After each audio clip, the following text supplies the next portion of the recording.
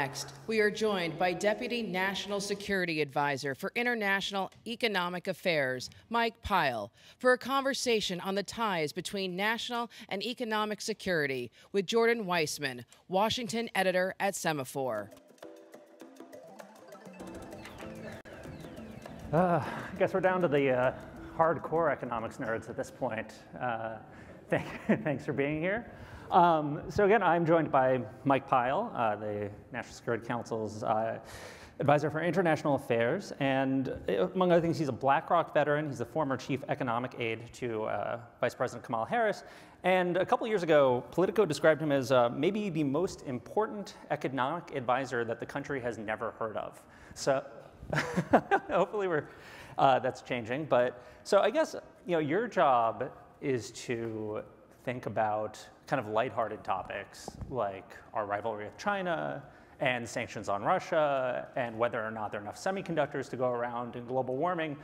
So I just want to start by asking, what is keeping you up at night most right now? What is your source of anxiety at this moment? So first of all, thank you for having me. I would say, I work on all the topics that you describe, but to me, I think the thing that's new, the thing that's hard, the thing that just requires kind of focus day in and day out is, managing this pivot in economic strategy to focus on industrial policy, to focus on the ways in which it can further things like the clean energy transition, and to do so in a way that is consistent with deepening allies and partnership relationships around the world. That to me is the thing that just requires kind of ongoing focus and commitment day in and day out, even in spite of like all of the other things that you described that are in the inbox. Mm-hmm. I mean, industrial policy used to be a really boring word, right? Like years ago you had mentioned people had no idea what you were even talking about. But yeah, I think if we've learned anything over the course of today, it's that that's kind of code for saying we're totally changing the way we're running the American economy. We're now taking this incredibly active hand, both with the industries that we support at home and also with things like trade and being a bit more protectionist maybe and thinking more about domestic interests.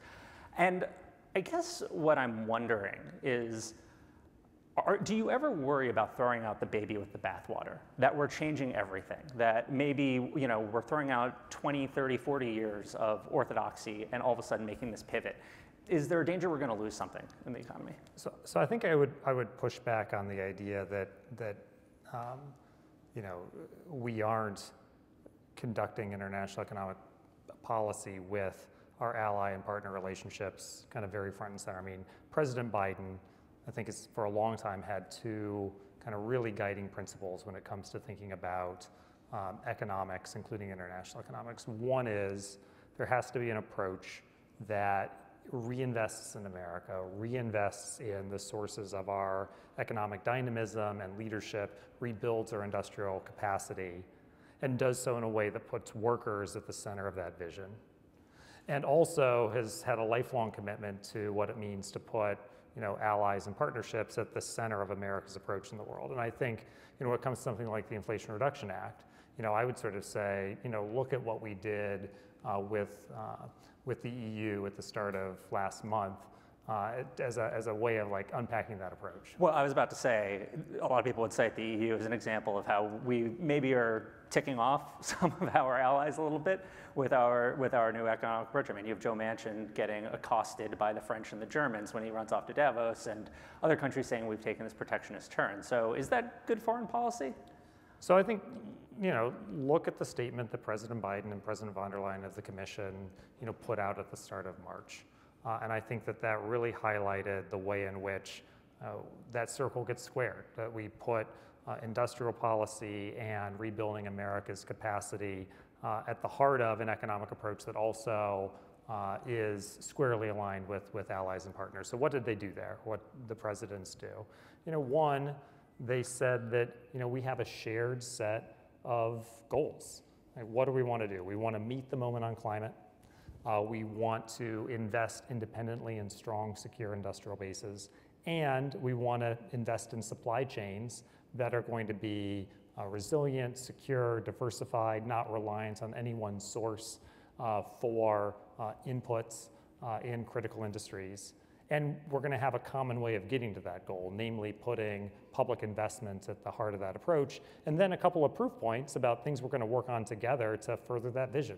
You know, we launched negotiations on an agreement under the Inflation Reduction Act around critical mineral supplies. We launched an incentives dialogue designed saying, you know, Europe, you're doing your own incentives programs, your Green Deal industrial plan. We've obviously done the IRA. How do we offer transparency into our respective incentive schemes? How do we make sure that when we're doing these things together, we're maximizing the deployment of clean energy technology and not allowing a subsidies race? These are the things that we're doing together, and I think, again, it kind of squares that circle. Speaking about Europe, Emmanuel Macron just had a slightly controversial trip to China, where among other things, he said he didn't want Europe to become or warned Europe that it become a vassal of the United States, that it shouldn't just follow the US cue when it comes to Taiwan. In the short term, how big a problem is that trip and what he said there? And in the long term, is there any reason that we should be nervous about the West's ability to maintain an alliance, you know, as it tries to kind of counterbalance the rise of China? So, you know, as John Kirby said yesterday, you know, refer you to the LEC for any specific comments on the President Macron's remarks. And I would say just in general, incredibly strong relationship with France, a very successful state visit in December, a very constructive relationship through things like the G7, where France is a very important partner. But I would say, like, taking a step back, you know, I think that the conversation between the United States and Europe on how we're approaching China has really evolved considerably over even just the last 12, 18, 24 months. You know, you look back to last summer to the G7 in Germany, you got the most forward-leaning statement ever out of the G7, you know, including Germany, including France, including the entirety of the G7, saying, we're very concerned about China's non-market practices and policies. We recognize the way in which those distort the global economy, and we're committed to collectively taking action there. If you look again at the statement between the presidents, Biden and von der Leyen, last month, you know, you saw Europe and the United States aligning around concerns on the leakage of sensitive emerging technologies, particularly as they relate to military modernization, and saying this is something we're collectively concerned about and want to take action on. So I think it's a very kind of important sort of set of steps forward that we're taking together on China as well. So we should pay attention to the official statements, but not the French president going off the reservation? I think we should pay attention to, you know, the policies of both Europe and the United States, and in this regard, I think we're taking sort of significant steps together in a way that is different than even 12 to 18 months ago. You work on sanctions policy. Do you think that if you were China, watching how sanctions have played out in Russia, that you'd be more likely or less likely to invade Taiwan at this point? Do you think?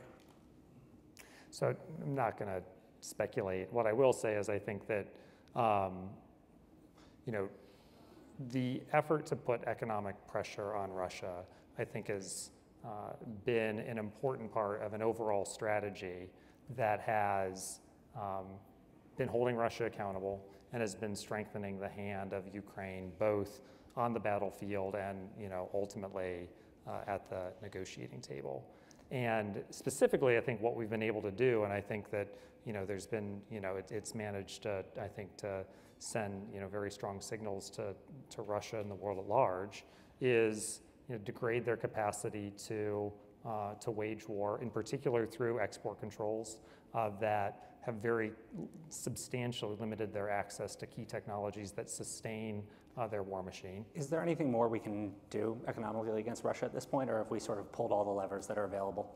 I think we, you know, continue to update the toolkit sort of week by week, sort of month by month. If you look back to the statement that the G7 leaders released at the one-year anniversary of Russia's invasion, you know, like I said, we are looking to degrade their military industrial base, their ability to, you know, re-equip their military.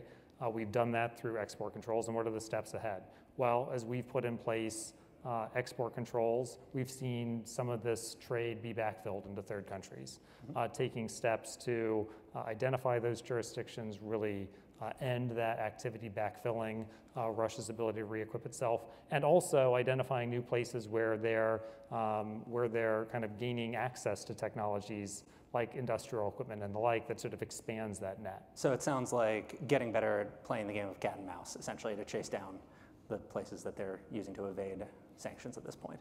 Yeah, expanding the net and being sure that there is no leakage outside of it, I think, is at the core of the approach of degrading their ability to sustain the war effort. The other thing I'd say is, look at things that have been, completely innovative areas of policy, like the price cap on Russian crude oil. If you think about the Russian economy, it is basically an economy that is entirely reliant on revenue from natural resources, energy at the top of that list. And I think the challenge that presented itself to the United States and the G7 was, how do we take steps that are really going to clamp down on that revenue without disrupting global energy markets, both to the detriment of our own economies, but also to the economies of the broader world, including developing economies. And I think the price cap has been, to this point in time, a significant success in accomplishing both of those objectives. We haven't seen disruptions in global oil markets. We've seen kind of continuity and stability in global supply. At the same time, versus last June when we first talked about this, the price of crude is down from $120 to roughly $80 a barrel in WTI terms. Russia's revenues are substantially down as a result. We see them drawing off of their national sovereign reserve in order to meet budget gaps that are arising.